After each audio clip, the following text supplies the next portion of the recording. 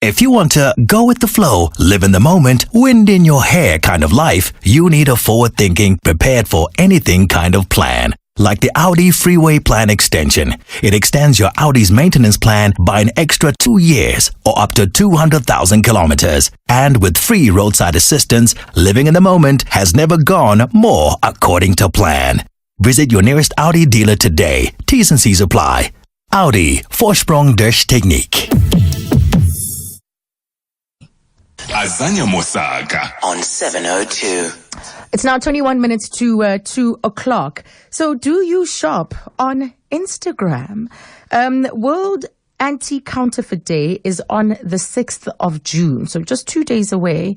And Instagram has got some interesting moves and additions that they're looking at. They're finally ready to sell top brand products directly within the app. So they're looking at a new secure feature called Check Out with Instagram, and it will soon enable users to purchase items from 23 top brands in fashion apparel and beauty without leaving the app, thanks to store payment info. That's according to a TechCrunch report. They've reached 1 billion monthly active users. This was as recent as this month, in fact. And it's another milestone for the photo sharing and video sharing social media network. And they have 130 million people who monthly tap Instagram products tags to shop when these posts are shared. So they want to be your mall, like your electronic mall. That is the narrative that is coming out of the organization at the moment. However, these developments will undoubtedly and also inevitably exacerbate a widespread problem. And the insights of the extent of this problem have been shared in a recent report that talks about counterfeit. It's an old problem, and the reality is that it's just on a new platform. Ghost Data have delved into the shady world of counterfeit fashion selling on Instagram, and they found that the number of counterfeit accounts active on Instagram has risen by 171%. This is in the past 3 years. And these numbers continue to go up. But there are great risks that this poses, in fact, to the luxury good market, to consumers, and industry, as well as governments worldwide. So we're speaking now to Paul Ramara, who is a partner at Spoor and Fisher, as we look at the implications of the implications of this proliferation of counterfeit goods on social media. It's no longer underground. They're literally selling counterfeit goods in the open, where it was once a very discreet act. And I'm going to disclose this because one of my friends, she's probably listening right now, she actually has a page where she sells all sorts of brands on a social media platform. And I also had a friend sold me a product that I thought was a brand, a particular African brand. And hence I thought the story was interesting because African brands are the craze at the moment in many, many circles.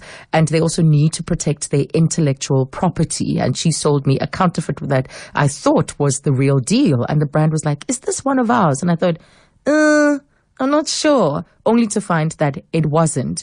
So you do have to be quite careful in the purchases that you make via social media. And we have influencers pushing certain products or collections. And this poses a huge threat to brands all over the world. When you look at the staggering numbers of raids and the tons of goods, counterfeit goods, that have been uncovered through these raids, it's a great source of concern. So have you bought anything? Do you follow these pages on Instagram? Is it driven by social pressures to have that Gucci belt, that GG belt that is so popular right now, or the Hermes belt, to have that H around the waist, or a bag that looks like a Louis Vuitton? Is it driven by those social pressures? But there are, of course, legal consequences to bear in mind. Paul, thank you so much for joining us this afternoon.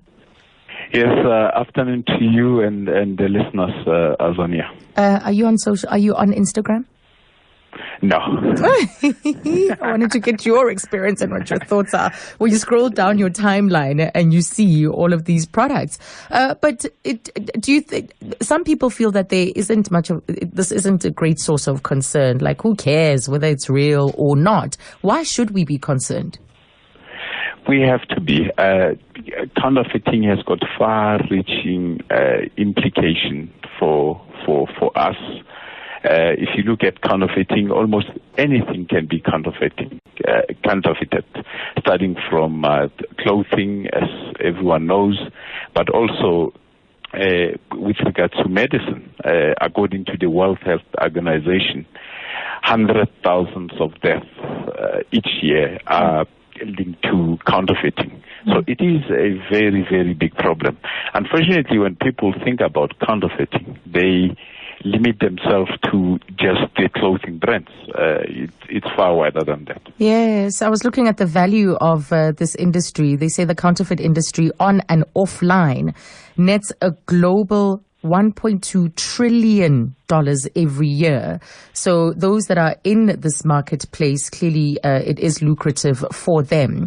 But when a business organization spends a lot of money, time and resources on protecting their brands and trademarks, and the counterfeit market starts to boom and start to encroach on their profits, what are the consequences? What are the implications on that brand, on that business?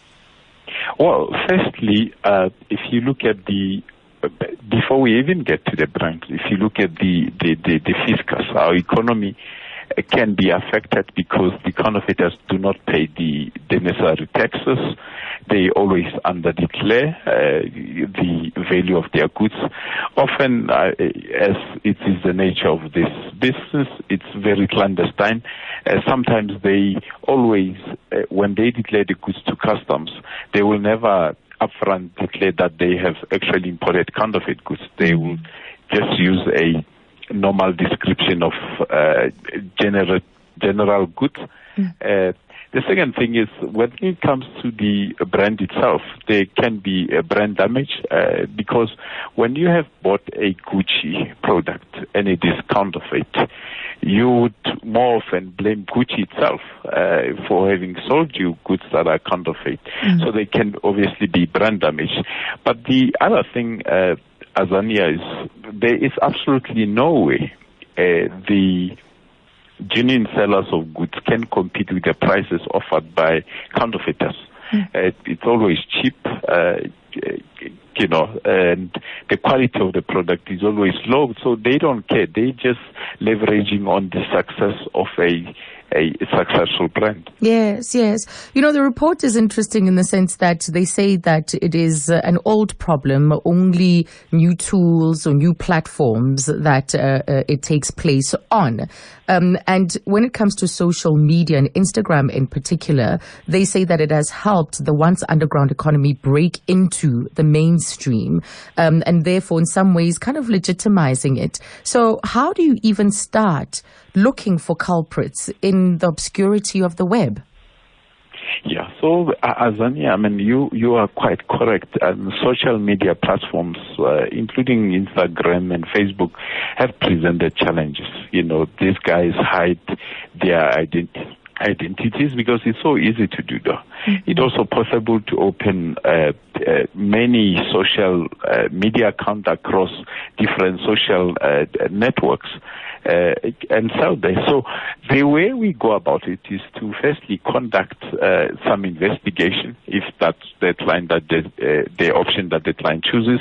The other way is, of course, we do constant monitoring of the popular online shops like Gumtree, Alibaba, and we find any counterfeit goods there, we will then enter into a process of taking down those fake accounts. Right. So you engage with Instagram for them to take down their accounts. Was this once a brand has brought it to your attention? Sorry, I beg your pardon? Who brings it to your attention? As you say, there are steps that can be taken to bring down this account. And what kind of protections are there that this person won't surface again under a different handle? and continue to do what they're doing? Yeah. So firstly, maybe with your first question, who complains to us? So we are very proactive in the sense that we do monitor the market for these goods. But as I said, it is a challenge because you have one seller opening different accounts across different networks. So if you close him, he can open another account tomorrow. But what we do over and above that, if we notice that there is a particular trend with a particular seller, we would then pretend to be a buyer, make a purchase, make contact with the seller with a view to identifying where he's selling these goods from. And from there on, we'll lay a complaint with the police if they are located in South Africa and conduct what we call a search and seizure operation. Paul, let us take a break and then we'll come back to further understand this problem. On Twitter, Slindile says, I didn't think it was a big deal until I saw a video of a factory repacking Chinese branded sanitary pads into always packets.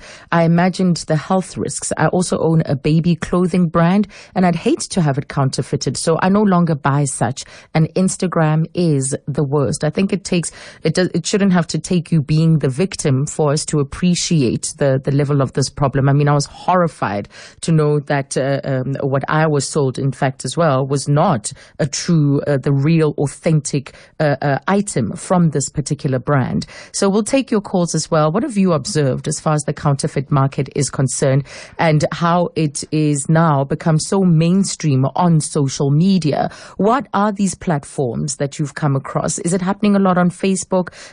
Paul mentioned Gumtree and some of the other advertising sites. Instagram is notorious. I've witnessed a lot of this myself on Instagram, and you don't trust after that. You don't trust in what is being advertised. And we'll take your calls on 011-883-0702. Azania Mosaga on 702.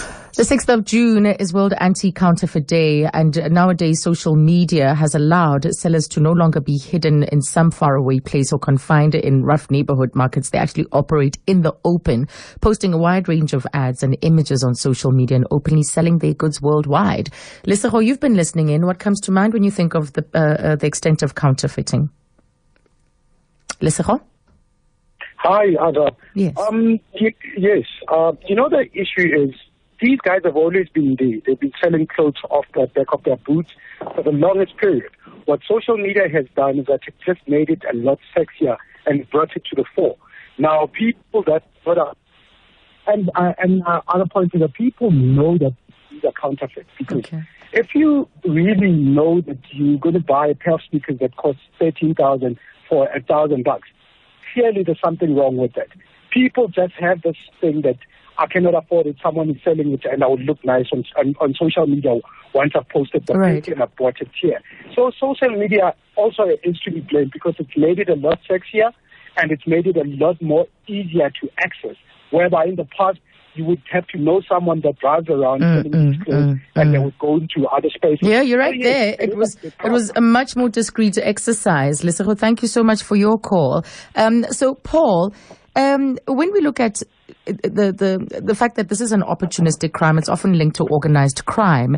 But when it comes to penalties, it seems like it's just a slap on the wrist. Well, quite the contrary, Azania. We have actually very strong penalties under the South African Counterfeit Goods Act. It is a special legislation to deal with counterfeiting. For example, if you are a first-time offender, you can be fined 5,000 per article involved in counterfeiting, or 3 years imprisonment. So quite very, very strong penalties. I think what is the problem is the way in which we see counterfeiting. And as I alluded earlier, people tend to think that it's not that serious. It involves clothing, but it goes far wider than that. I mean, you have been a victim. I was recently in Boston, and I met with the deputy director of the anti-counterfeiting agency in Kenya, and he told me a story of his daughter. So his daughter was quite ill. He took her to the doctor. The doctor prescribed the medicine with a condition that he must go to a hospital, not to a pharmacy, to get the medicine. He went to the hospital, found a long queue, and then he decided that he's just going to go to a pharmacy. He got the antibiotics, and they were not working. He went back to the same doctor, and the child was now even more ill, only to discover that they were counterfeit antibiotics. So it's quite serious. It is quite serious. But are there future trends that you foresee that are starting to develop in terms of online counterfeiting that businesses should keep an eye on? Well, I think the one thing that I've observed is that the counterfeiters are now using the pictures from the website of genuine sellers on their pages. So when you see that everything ticks the box, it looks genuine, but what gets delivered to you is actually a substandard product, a counterfeit product.